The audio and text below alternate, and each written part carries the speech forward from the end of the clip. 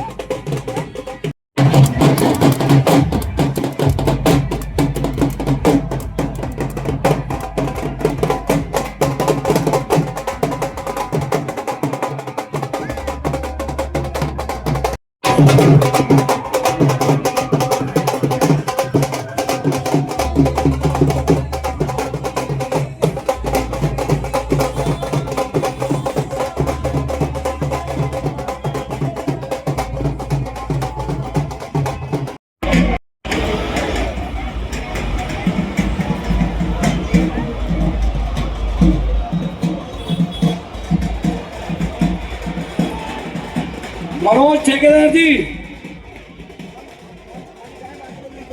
दोस्तों इसे कहते हैं जुनून। आप देख पा रहे कितनी भीड़ है, मतलब पैर रखने को जगह नहीं है यहाँ दोस्तों। बहुत कैड़ा हिसाब किताब, इतना रस अब से पहले आपका डबल है, डबल हो रहा है।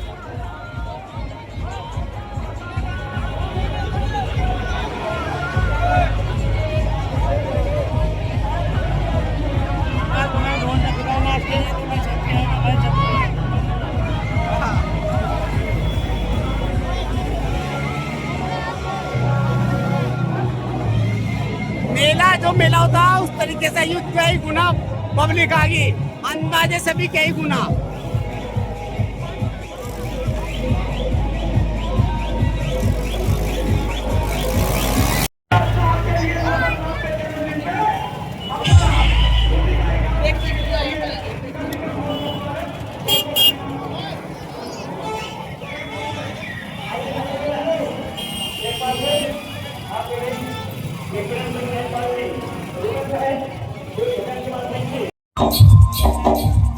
साथियों, हमें जितनी भी झांकी आई हैं उनमें केवल 11 के नाम लिखे गए हैं।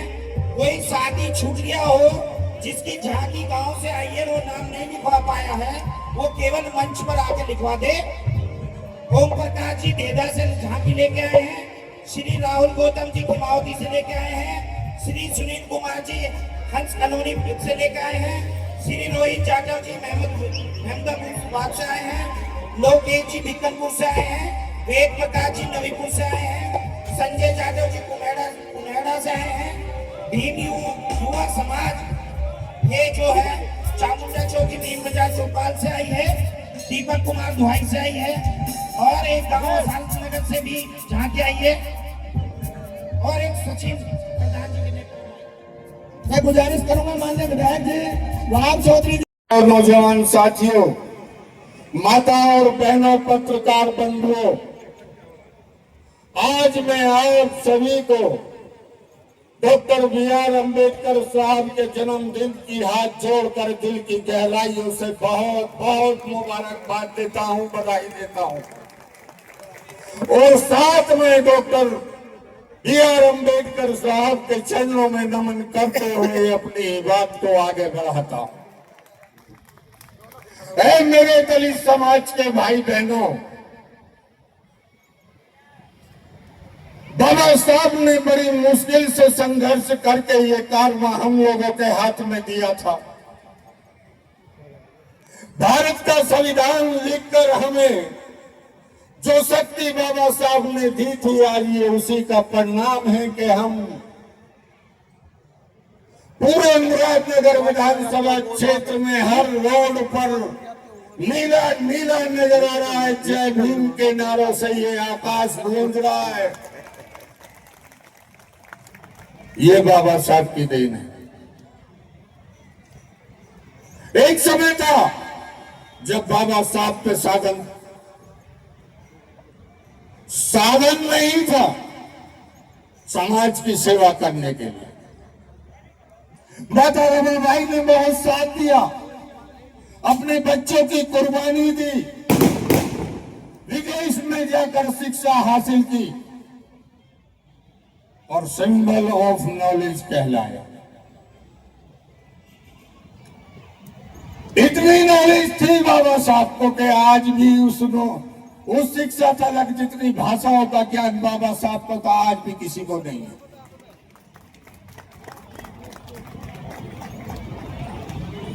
मेरे बुजुर्गों, नौजवान साथियों,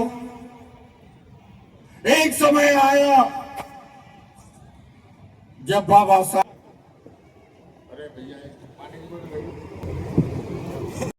हमारे मुक्तिदाता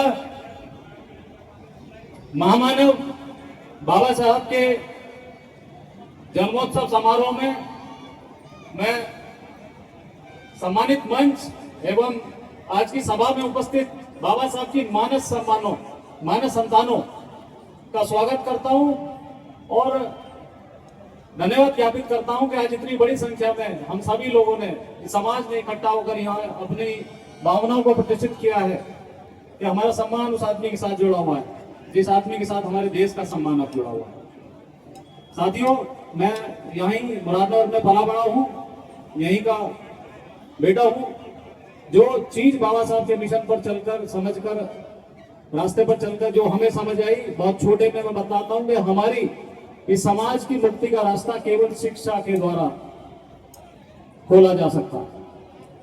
इस समाज को अगर आगे बढ़ाना है, इस समाज की संतानों को अगर आगे बढ़ना है, इस समाज को आगे बढ़ना है तो शिक्षा, शिक्षा और केवल शिक्षा। जिस समाज में शिक्षा आ जाएगी, संगठन अपना पाएगा, संघर्ष करना अपना आप सीख जाएगा।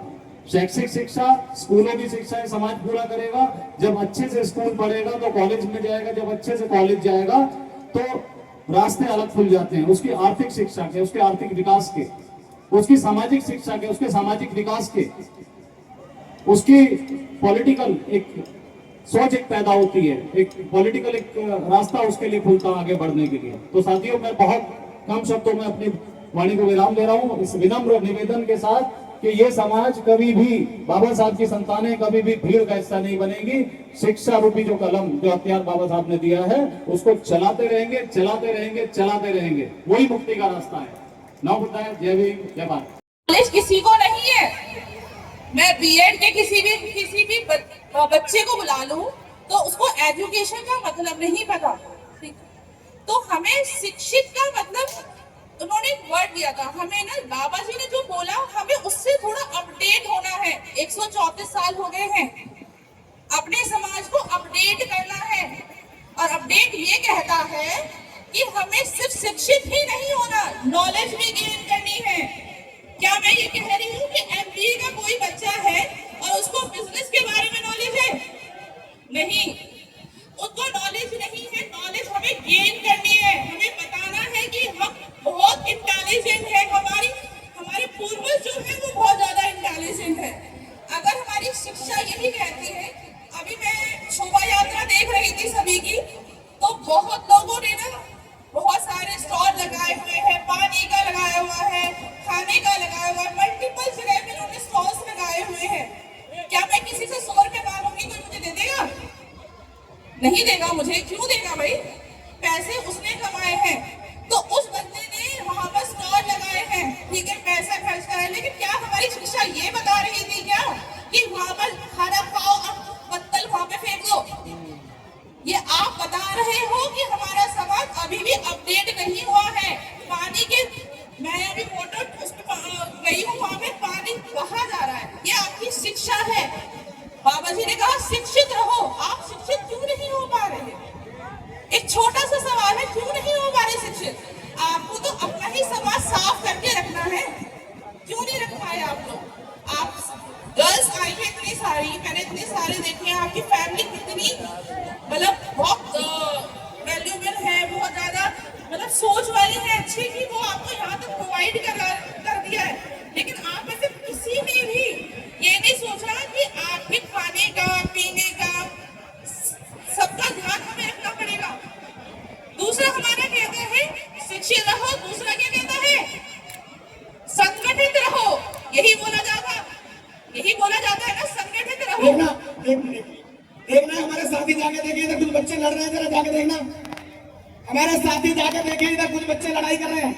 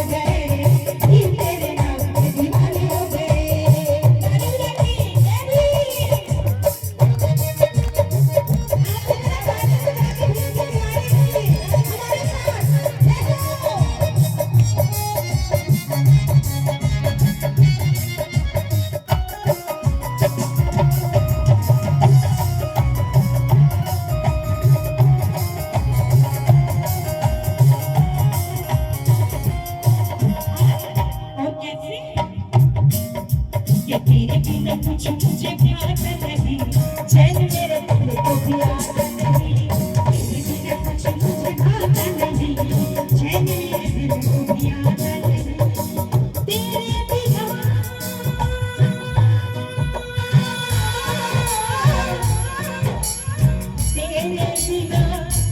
कुछ मुझे भाता नहीं, तेरे बिना कुछ मुझे भाता नहीं, चैन मेरे दिल को भी आता नहीं।